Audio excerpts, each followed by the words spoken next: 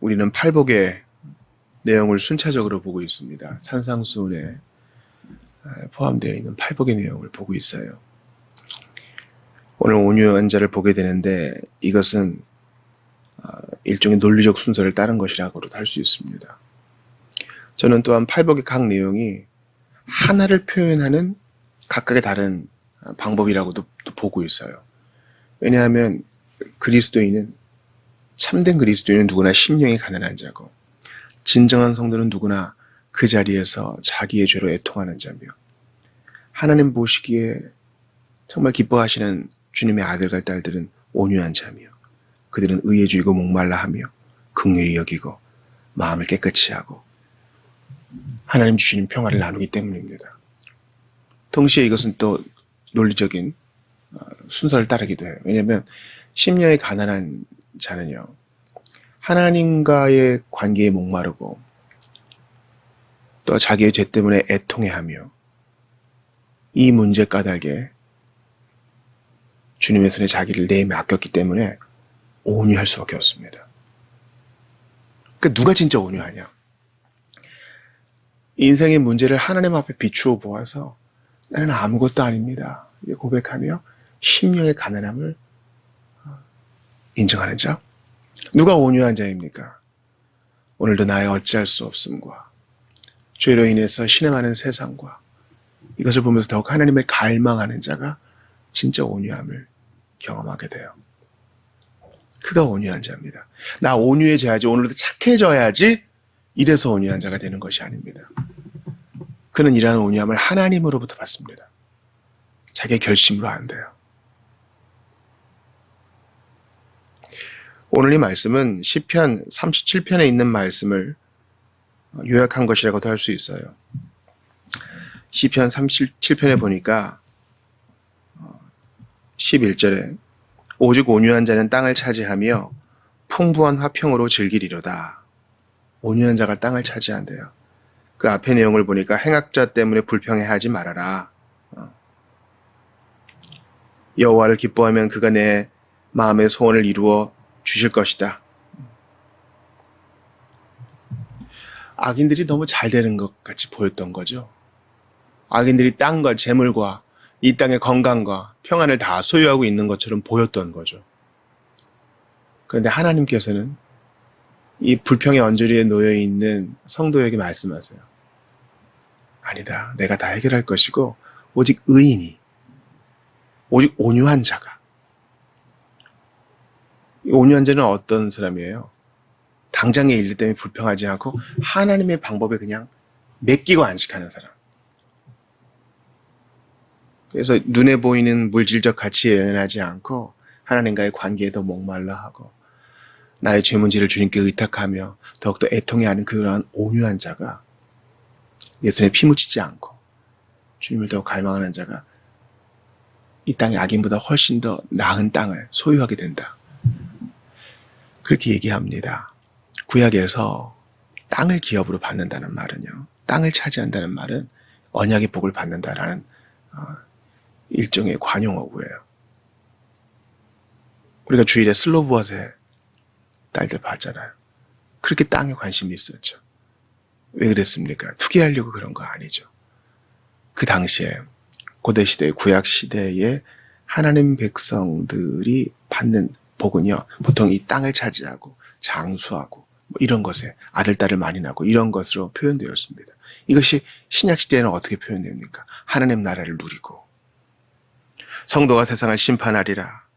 자녀라면 또한 상속자도 될 것이다. 우리가 또한 주와 고난을 받으면 또한 주와 함께 왕노릇 할 것이다.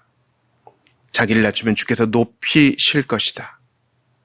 바로 이렇게 표현되는 것입니다. 그러니까 오늘 본문에 나온 온유한 자가 땅을 기업으로 받을 것이라는 말은요, 온유하니까 하나님이 땅을 주시네, 실제로 부동산을 주시네, 이렇게 한번 보면 안 돼요. 로렌 커닝햄은 자신의 책에서, 얼마 전에 이제 돌아가신 로렌 커닝햄이 말이에요, 그가 자신의 책에서 이거를 문자 그대로 이루어진 것을 얘기하긴 하죠. 그래서 주님 까닭에 참아 기다렸더니 실제로 부지를 주셨다 이렇게 얘기하는데, 그렇게 해석하는 것은 위험해요. 왜냐하면 태반의 사람들이 자기 땅 한떼기 없이 이 땅을 마무리하고 태반의 성도들이 물질적 영적 가난함 속에서 이 땅에서 숨을 거둡니다. 기억하셔야 돼요. 예수님은 구약의 표현에 익숙한 자들에게 시편을 인용하여 이렇게 말씀하신 것이지 이 말씀은 해설이 필요한 거예요. 우리는 이러한 온유함에 대해서 구약 여기저기에서 예를 찾아볼 수 있습니다. 온유함은 뭐라 그랬어요? 하나님의 손에 길들여진 거, 하나님의 손에 훈련되어진 거예요. 그래서 하나님 없이는 내 마음의 가난함 해결 못합니다. 주님 없이는 내 죄의 애통함 해결 못합니다. 이러한 하나님의 처분에 온전히 맡긴 자가 온유한 자라 그랬죠. 그래서 쉽게 분노하지 않고 주님이 다스리심을 믿기 때문에 말을 조심하고 내게 닥쳐오는 주님의 섭리를 받아들이는 사람입니다. 예레미야가 그런 사람이었죠. 그는 고난당하는 선지자였으나 하나님 말씀 증거하고 주의 뜻을 받들기를 멈추지 않았습니다. 사람들이 핍박해도 받았습니다. 초대교회 일꾼이었던 스데반도 마찬가지죠. 그는 예수님처럼 고난받았으나 도리어 화로 갚아주지 않고 오히려 그들을 위해 기도했습니다. 돌에 맞아 죽어가면서도 그들을 위해 기도했죠. 그게 참된 온유 아니에요. 거기에는 어떤 인위적인 게 없습니다. 예레미야도 나 나중에 기록될 거니까 좀 좋은 모습만 남겨야지 이런 가식적인 온유함이 없었고 스데반도 마찬가지입니다. 좋은 모습만 기억돼야지. 아니요, 그것은 하나님이 주시는 선물이었어요. 성령의 9가지 열매와 같은 맥락입니다. 그러니까 진짜 온유한 사람은 자기가 온유하다는 사실도 몰라요. 성령의 9가지 열매를 주렁주렁 맺는 사람은요, 내 열매 자랑하지 않고 잘 붙어 있습니다. 마음이 가난한 자는요, 나의 마음의 가난함 자체보다 하나님께 더 집중해요. 심령의 가난함을 느꼈지만 결론은 하나님으로 끝나는 거예요. 마음의 애통함을 느꼈지만 주님의 위로에 더 집중하는 거예요. 그러니까 이제 오늘 설교를 들으시면서 나 온유해져야지 이런 결심이 아니라 더욱더 하나님을 주목하시는 여러분 되시기 바라요. 다윗도 마찬가지죠. 악을 악으로 갚지 않았습니다. 자기를 그렇게 미워하고 죽이려 했던 사울에 대해서 그는 아니다. 하나님이 처리하셔야지 내 손에 피를 묻히면 안 된다. 분명한 입장을 갖고 있었어요. 이게 온유한 자 아니에요? 여러분, 누명을 쓰고 억울한 일을 당하면 똑같이 갚아주고 싶지 않아요? 이게 본성이거든요. 자연인의 본성이 그래요. 눈은 눈으로, 이는 이로 갚아주면 그건 신사예요. 내 눈을 해치면 더한 것으로 갚아주고 싶은 게 우리 마음입니다. 근데 온유한 사람은요, 하나님의 처분에 자기를 맡겨요. 주님 뜻이 있겠지. 돌아봐요. 내가 특별히 회개할 죄가 없다면 하나님 뜻이 있겠구나. 내 죄가 있으면 회개하고요.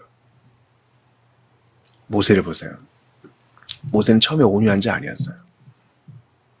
근데 나중에는 민수기에 보니까 이 사람 모세는 지면에서 온유함이 가장 승한 자다. 모세보다 온유한 자 없다. 하나님이 그의 손을 들어줘요. 어쩌다가 그렇게 됐습니까? 처음에 그는 혈기왕성한 자였습니다. 내 손으로 하나님의 뜻을 이뤄보겠다 하고 손에 피를 묻혔어요. 사람을 죽였다고요. 동포를 위한다는 명분 하에. 그러나 그것은 하나님의 지지도 얻지 못했고 동포들의 지지도 얻지 못했습니다. 그래서 침묵 속에 40년간 훈련을 받아요. 그리고 깨달았겠죠. 내 힘으로 안 되는구나. 그 광야에서 그는 심령의 가난함을 배웠습니다.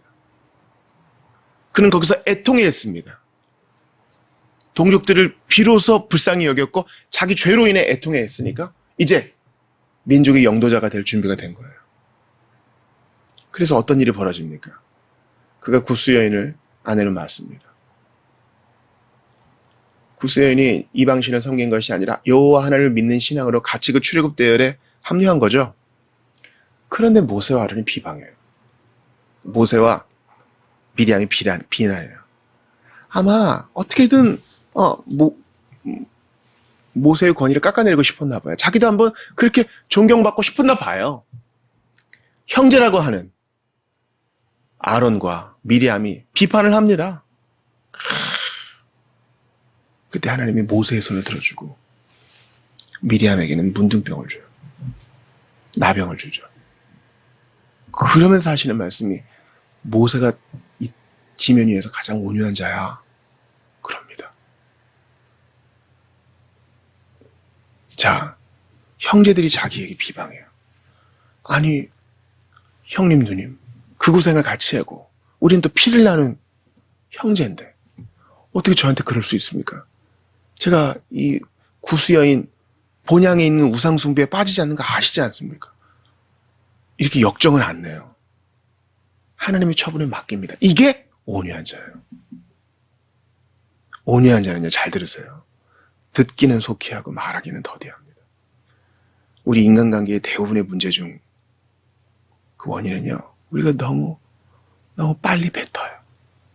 너무 빨리 뱉어요. 그게 분노든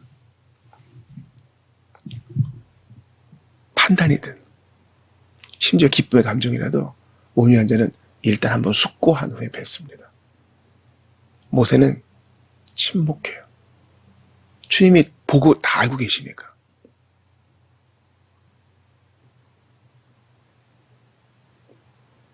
그리고 미리암을 위해 기도합니다. 그녀의 병 낫기를 위해 기도하자 미리암이 나아요. 이게 온유한 자의 모습이에요. 화를 화로 갚지 않는 거. 그런데 이러한 모세라도 땅을 기업으로 받지는 못하죠. 모세는요, 한 떼기 땅도 얻지 못하고 요단강도 건너지 못하고 묻혔어요. 약속의 땅 들어가기 전에. 그럼 땅을 기업으로 못 얻었네요. 온유한 자는 땅을 기업으로 얻는다 그랬는데 목사님 틀렸네요. 모세는 땅 못 얻었네요. 그러니까 이거 영적으로 해석해야 되는 거 아시겠죠? 성도들은 하늘나라의 지분이 있어요. 하늘나라에 그들의 집이 있어요. 하늘나라에 그들의 소유가 있어요. 하늘나라에 그들의 상급이 있어요. 우리 주님은 이 땅에서의 상급이 아닌 하늘의 상급, 나를 위해 준비하신 의의 면류관을 말씀하세요. 그걸 땅으로 표현하세요. 그러니까 이 말씀을 받는 사람이 부동산 투기하면서 성도라 하면서 재산 늘리는 데 관심 가질 수 있겠어요? 참된 성도는요, 하나님이 주시는 물질에 감사하지 이 물질 자체에 초점을 두고 이거 불리려고 24시간 골몰하지 않습니다.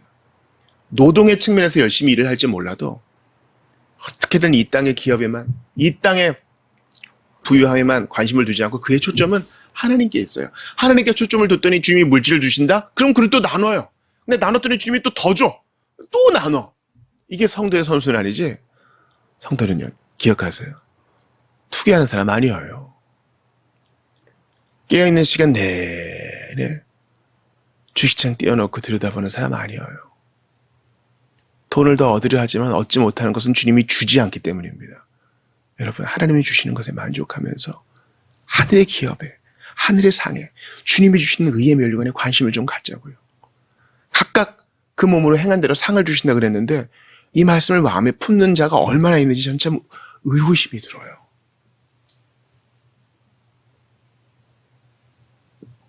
그러나 우리는 최고의 온유, 우리 주 예수 그리스도에게서 봅니다.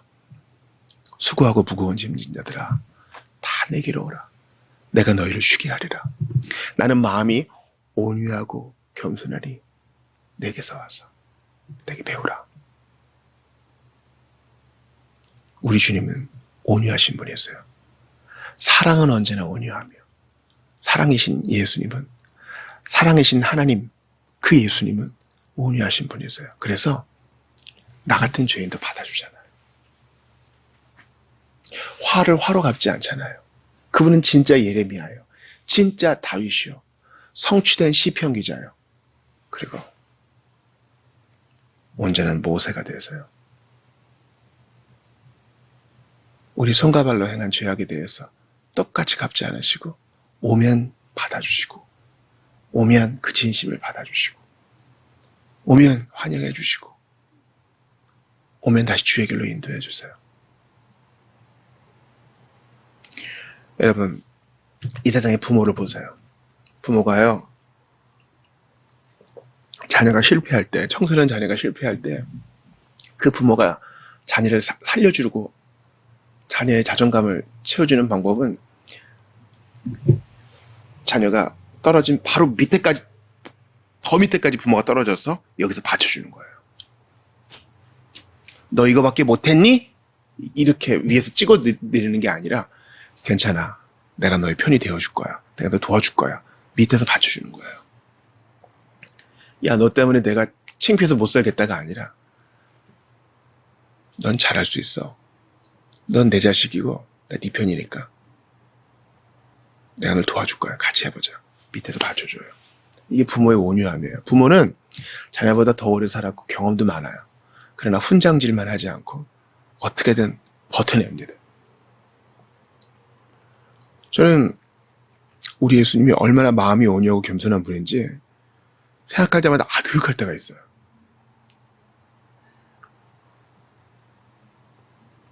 마치 자녀보다 더 공경에 빠진 자녀보다 더 밑에 떨어져서 그 자녀를 받쳐주려는 부모처럼 우리 주님은 죄인의 모습으로 오시되 가장 연약한 모습으로 오시고 받지 않아도 될 순환을 당하시고요. 아기의 몸으로 오시고 벌거벗김을 당하시고 사람들의 조롱을 받으셔요. 그런데도 내가 너를 구원하고야 말 거야라는 그 의지를 보여주시려는데 포기하지 않으셔요. 모세가 아론과 미리암에게 조롱을 받고 정죄를 받을 때도 모세는 입을 열지 않았죠. 우리 예수님도 죄인들의 그 정죄와 참소와 탄압을 받을 때 우리 예수님 입을 열지 않았어요. 도수장에 끌려가는 어린 양같이 입 열지 않아요. 왜요? 온유한 자로서 우리를 구원하시려고. 그리고 그렇게 오랜 시간 동안 우리를 참아주시면서 구원하신 주님이 이제 우리 눈을 똑바로 보며 말씀하세요. 너도 그와 같이 하라. 너도 그와 같이 하라. 예전에는 매를 들고 성을 내고 똑같이 갚아주려 하고 원칙 따지던 내가 이제는 좀 져줄 줄도 알고 예수 믿는 사람으로서 기다려줄 줄도 알고 그리스도를 따르는 자로서 좀 지켜볼 줄도 아는 사람이 돼요. 그리고 바보처럼 때로는 웃어주며 때로는 속아도 주고 기도해주고 오히려 격려해줘요. 그게 예수님 방법이에요. 사랑으로 정복하는 거예요. 선으로 악을 이기는 거예요. 그런 예수님의 방식을 따라갔다면 우리는 지금보다 훨씬 나았을 거예요. 교회가 이렇게 조롱받지 않았을 거예요. 사랑하는 여러분, 수고하고 무거운 짐진 자들아 다 내게로 오라. 나는 마음이 온유하고 겸손하다 그랬어요. 예수님은 조건을 복잡하게 걸지 않아요. 수고했니? 짐이 무겁니? 와 그럼.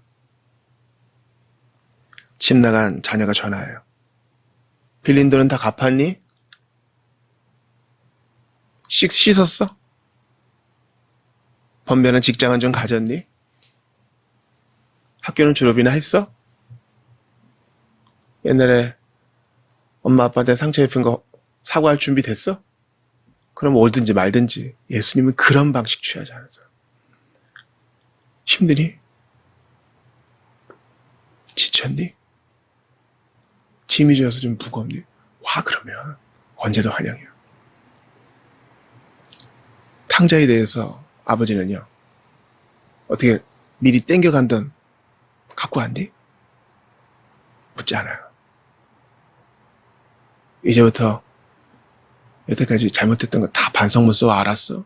아니야. 금가락지 일단 끌 끼워주는 거예요. 일단 신발 신기는 거예요. 일단 잔치 벌리는 거예요. 왔으니까. 우리 예수님이 이렇게 온유한 분이세요.